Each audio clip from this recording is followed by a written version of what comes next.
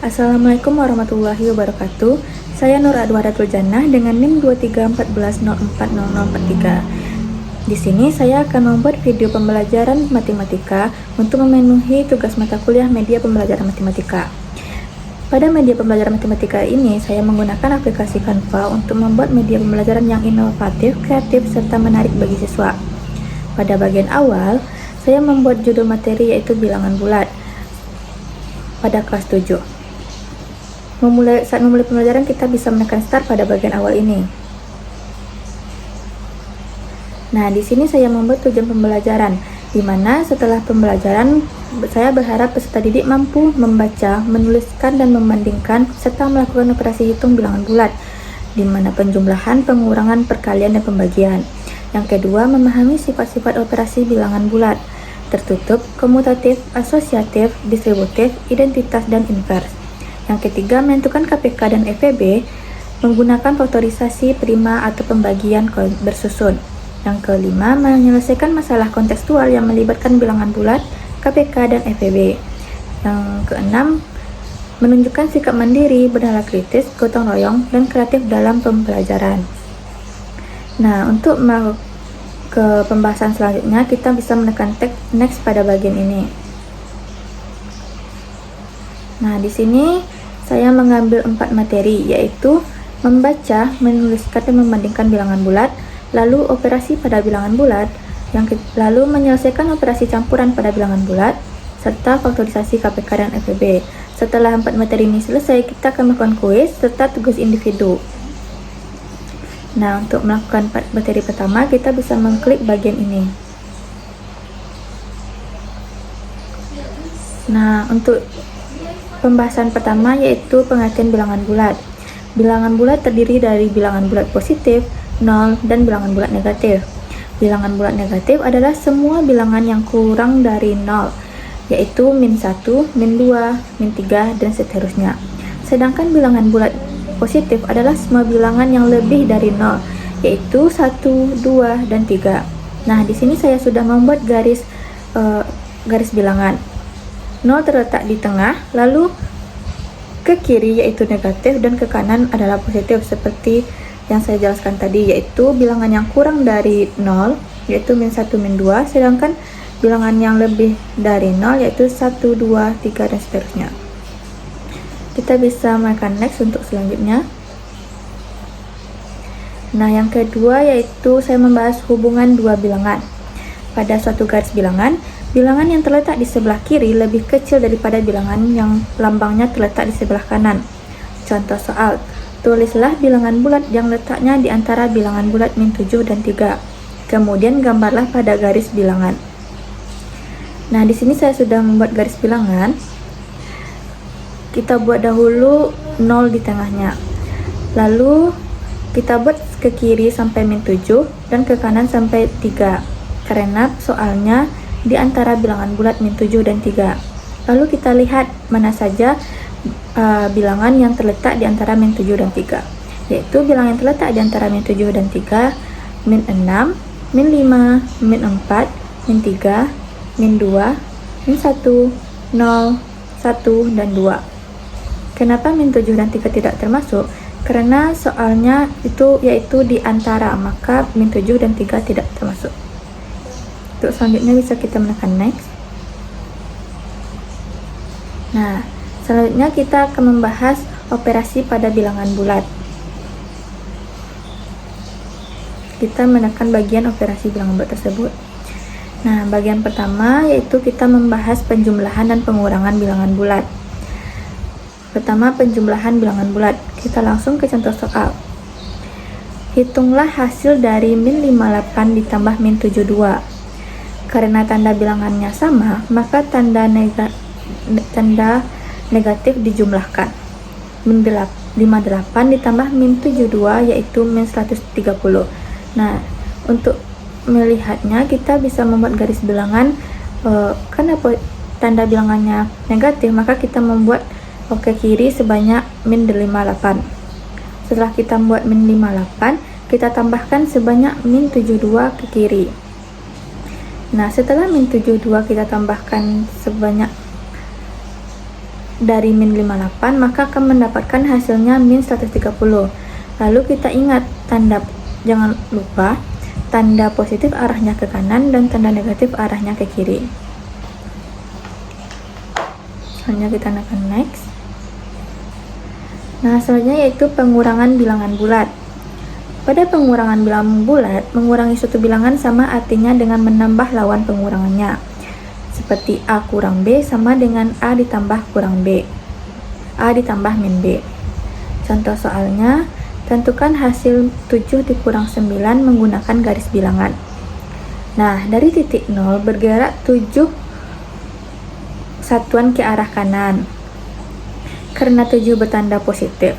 Kemudian pengurangan diubah menjadi penjumlahan dari lawan dari 9 adalah min 9, sehingga dilanjutkan 9 satuan ke kiri karena 9 bertanda negatif.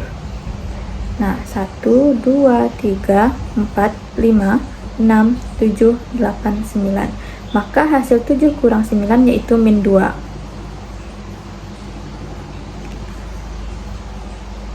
Nah, selanjutnya yaitu kita membahas sifat-sifat penjumlahan dan pengurangan bilangan bulat. Yang pertama yaitu sifat tertutup, sifat komutatif, sifat asosiatif. Sifat tertutup adalah dua bilangan di mana dijumlahkan hasilnya tetap bilangan bulat. Seperti ini, min 8 ditambah 5, maka hasilnya min 3. Hasilnya tetap bilangan bulat. Sedangkan sifat komutatif itu berarti pertukaran. Seperti min 4 ditambah 3 sama dengan 3 ditambah min 4. Maka hasilnya akan tetap sama walaupun tempatnya ditukar. Yaitu hasilnya tetap min 1. Sifat asosiatif yaitu pengelompokan. Seperti min 3 ditambah 4 ditambah 7 bisa kita buat menjadi min 3 ditambah 4 dahulu atau 4 ditambah 7 dahulu. Hasilnya akan tetap sama yaitu 8. Sedangkan sifat-sifat lain dari bilangan bulat yaitu yang pertama penjumlahan bilangan genap dengan bilangan genap menghasilkan bilangan genap. Yang kedua penjumlahan bilangan genap dengan bilangan ganjil menghasilkan bilangan ganjil. Seperti contoh sifat tertutup tadi, min 8 ditambah 5 hasilnya min 3. Selanjutnya penjumlahan bilangan ganjil dengan bilangan ganjil menghasilkan bilangan ganjil. Selanjutnya kita bisa menekan next. Nah, selanjutnya kita akan membahas operasi perkalian dan pembagian bilangan bulat. Yang pertama yaitu perkalian bilangan bulat, di mana aturan perkalian bilangan bulat terbagi dua. Yang pertama, hasil kali dua bilangan bulat bertanda sama adalah positif. Yang kedua, hasil kali dua bilangan bulat yang bertanda berbeda adalah negatif. Seperti positif dikali positif sama dengan positif, positif dikali negatif hasilnya negatif, negatif dikali positif hasilnya negatif, sedangkan negatif dikali negatif hasilnya positif. Itulah beberapa aturan perkalian pada bilangan bulat. Selanjutnya kita akan membahas sifat-sifat perkalian bilangan bulat. Yang pertama, sifat-sifatnya tidak jauh berbeda dengan penjumlahan dan pengurangan tadi. Nah, yang pertama yaitu komutatif, yaitu seperti yang saya jelaskan tadi, yaitu pertukaran. A kali B sama hasilnya dengan B kali A. Nah, selanjutnya yaitu asosiatif, yaitu pengelompokan. Diketahui A, B, C. Kita kalikan dulu A dengan B akan sama hasilnya dengan kita kalikan B kali C dahulu. Selanjutnya yaitu distributif. Contohnya A kali B kali C. Ini sama seperti asosiatif tadi. Selanjutnya yaitu distribusi perkalian terhadap penjumlahan. A kali B diketahui A, B, dan C. A, B ditambah C, lalu kita kalikan dengan A. Sama hasilnya dengan A kali B ditambah A kali C. Selanjutnya yaitu distributif perkalian terhadap pengurangan. A kali B kurang C akan sama hasilnya dengan A dikali A dikali B dikurang A dikali C. Selanjutnya yaitu pembagian bilangan bulat. Pembagian adalah operasi kebalikan atau disebut juga dengan inverse dari perkalian. Nah, positif dibagi positif hasilnya positif, positif dibagi negatif hasilnya negatif, negatif dibagi positif hasilnya negatif. Selanjutnya itu negatif dibagi negatif hasilnya positif. Kita bahas lanjut next. Nah, selanjutnya yaitu kita menyelesaikan operasi campuran pada bilangan bulat. Nah, kita bisa mengklik materi ini.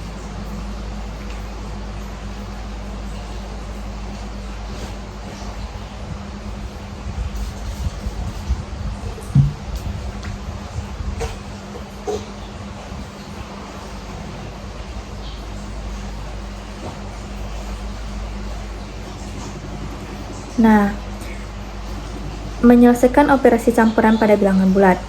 Apabila dalam satu operasi hitung campuran bilangan bulat terdapat tanda kurung, operasi hitung yang berada dalam tanda kurung harus dikerjakan terlebih dahulu.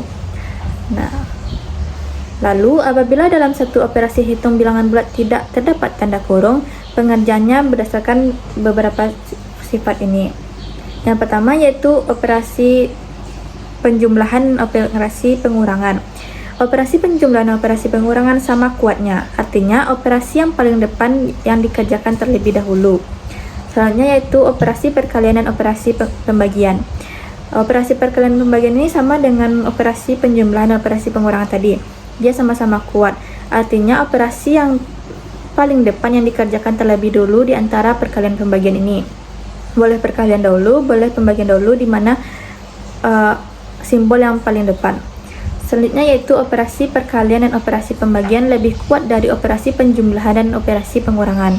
Artinya operasi perkalian dan operasi pembagian yang dikerjakan terlebih dahulu, kemudian dilanjutkan dengan operasi penjumlahan dan operasi pengurangan. Lalu kita next. Nah, seperti contoh soal ini, hitunglah hasil dari 2880 dibagi 45 dikurang 215 ditambah 64 dikali 3. Maka kita selesaikan dulu pembagian dan perkalian, baru pengurangan dan penjumlahan. Nah, 2880 kita bagi dengan 45, lalu 64 kita kali dengan 3.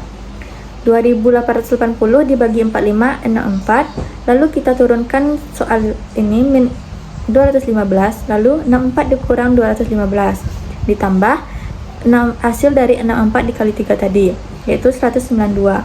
Maka baru kita lanjutkan dengan perhitungannya. 64 dikurang 215 ditambah 192 hasilnya adalah 41.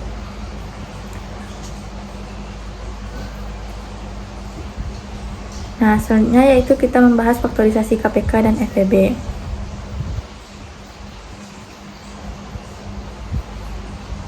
Pertama yaitu kita membahas cara menentukan KPK. Kita langsung ke contoh soal, yaitu tentukan KPK dari 60 dan 80. Nah, untuk menyatakan bilangan 60 dan 80 ke dalam bentuk faktorisasi prima, kita bisa menggunakan pohon faktor. Pertama, kita cari dahulu 60. Nah, kita bagi dengan 2 karena kita bagi dengan pembagi yang paling kecil. 60 bisa dibagi 2, maka dapat 30. Lalu 30 dibagi 2 dapat 15. 15 kita bagi dengan 3 mendapat 5. Lalu 80 kita bagi 2, sama seperti tadi, di mana pembaginya yang paling kecil. 40 dibagi 2, 20 dibagi 2, 10 dibagi 2, maka akan mendapat hasilnya 5. Nah, KPK dari 60 dan 80 yaitu 24 dikali 3 dikali 5, maka hasilnya 240. Next. Nah, selanjutnya cara menentukan FEB. Nah, untuk menyatakan bilangan ini kita bisa menggunakan pembagian bersusun. Kita langsung ke contoh soal, yaitu tentukan FEB dari 90 dan 168. Nah, seperti yang saya tampilkan ini, 90 dan 168 kita letakkan di dalam kotak untuk pembagian bersusun. Lalu kita bagi dengan pembagi yang paling kecil, di mana sama-sama bisa dibagi keduanya, yaitu dibagi 2. 90 dibagi 2 45, 168 dibagi 2 dapat 84. Lalu kita lihat Jika tidak bisa sama-sama dibagi, kita lihat pembagi yang paling kecil dulu, yaitu 2. 45 kita turunkan ke bawah, lalu 84 kita bagi dengan 2, mendapat hasilnya 42. Lalu seperti tadi lagi, pembagi paling kecil, yaitu 2. 45 kita turunkan ke bawah, 42 kita bagi 2, yaitu 21. Maka selanjutnya pembagi yang paling kecil, yaitu 3. Nah, 3 sama-sama bisa dibagi dengan 45 dan 21. 45 dibagi 3, 15. 21 dibagi 7, 21 dibagi 3, 7. Nah, selanjutnya seperti tadi pembagian paling kecil, yaitu 3. 15 bagi 3, 5. 7 kita turunkan ke bawah. Lanjut pembagian paling kecil, yaitu 5. 5 dibagi 5, 1. 7 kita turunkan ke bawah. Baru selanjutnya 7 kita bagi 7, kita dapat menghasilkan 1. Nah, FEB ditentukan dengan cara mengalihkan pembagi yang habis membagi semua bilangannya.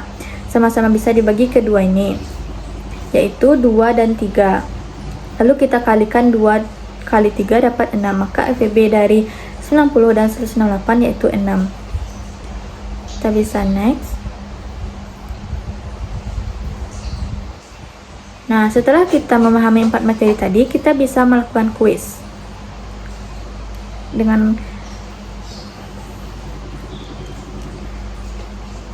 Saya membuat kuis untuk siswa lebih memahami materi, tidak hanya menghafal, tapi siswa dapat mengerjakannya dengan menarik dan semangat. Yaitu saya membuat 3 soal. Soal pertama, kita bisa mengklik bagian tulisan soal 1 ini. Nah, soal pertama yaitu suhu udara di puncak gunung adalah min 15 derajat Celcius. Suhu di kaki gunung adalah 10 derajat Celcius. Berapa selisih suhu antara puncak dan kaki gunung? Karena pertanyaannya selisih, maka kita melakukan pengurangan.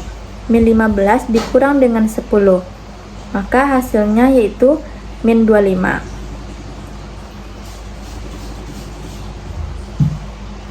Nah, benar.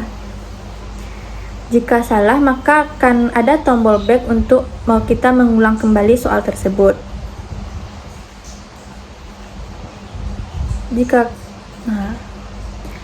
kita benar menekan tombol back, maka kita akan kembali ke bagian soal-soal tadi.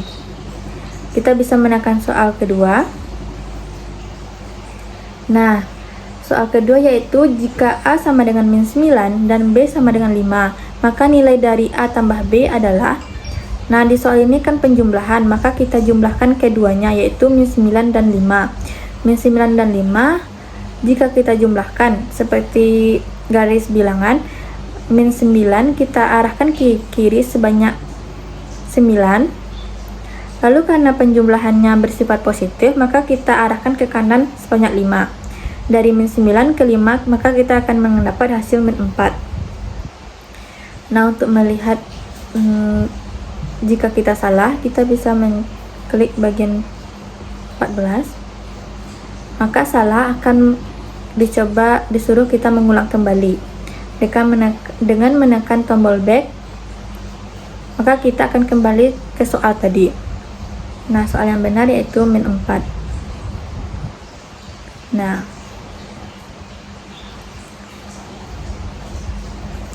setelah kita kuis, kita bisa menekan next. Nah, saya juga memberikan tugas individu kepada peserta didik untuk melatih pemahaman di saat di rumah. Saya memberikan 5 soal agar peserta didik paham akan 4 materi tadi. Selanjutnya kita bisa menekan back.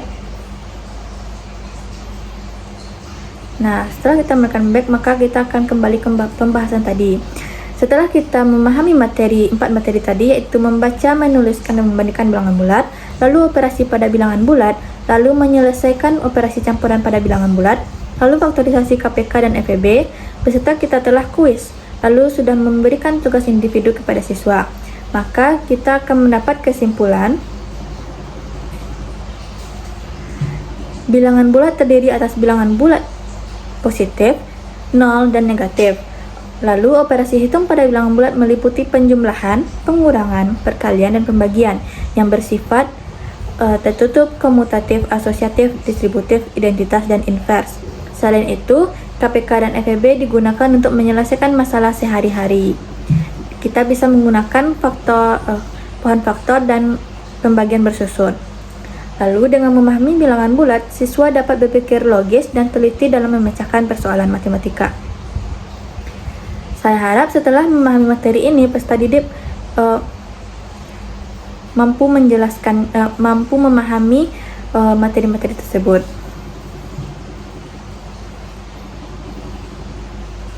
Nah, kesimpulan tadi adalah penutup bagi pembelajaran kita hari ini. Jika ada salah kata, saya mohon maaf. Wassalamualaikum warahmatullahi wabarakatuh.